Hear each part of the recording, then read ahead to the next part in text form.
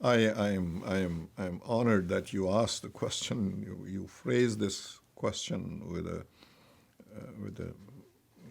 dignifying me beyond my deserving, but I leave it to America to read their Declaration of Independence one more time during these perilous times. Read one more time. It spells every injustice that was inflicted upon this country and by the colonists in the colonized world, even up until now, be it Africa, be it Asia, be it America.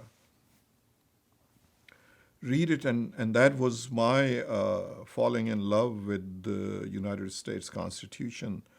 When I was second year student in law school, I took a course which did not have the hardbound book.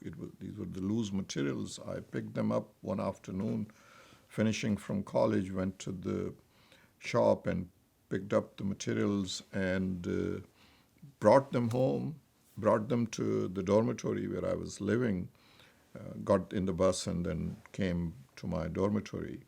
And I placed the materials on the table in my dorm and was taking my shoes off. My glance from the corner of my eye, I saw the title of the page, which said Declaration of Independence. I thought, declaration? That word is curious. And then I looked at the year, 1776. I thought 19, no, 17. And then that was enough curiosity. I started to read. I read the entire Declaration of Independence, all of the 1,432 words. Yes, I have counted them by now. And half understanding the English at that time, I reread it thereafter. I was in awe how early America had realized, because as people in subcontinent did not gain their independence up until 1947, another 200 years of exploitation by the colonists. So I have no sympathy and no respect of the exploitations.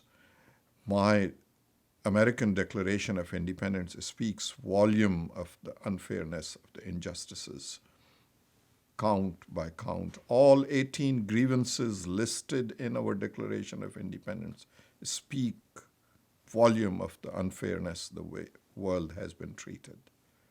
Some of the vices that exist, I don't mean to forgive the local authorities or politicians that have not been able to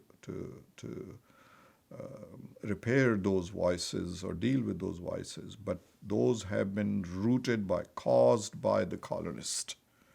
I will never, I have tried to find forgiveness. I have tried to find in my conscience, in my heart, but when I see the impact of those injustices in the colonized world, I just and I see how the colonists prospered by the loot from the colonists, from the colonies. It revives that spirit of why didn't we throw them out as America did in 1776? We could have lived freely longer than what we have. The pro-colonists say, well, we build roads, well, we build hospitals, academic institutions, and all of this. But you stole the spirit of the people. It is that example, the poem that comes to mind. I will translate it where the poet says that after the bird spent so long, so much time in the cage that when the door of cage was opened, the bird has forgotten how to fly. It is that robbery, that loot that took place by the colonists.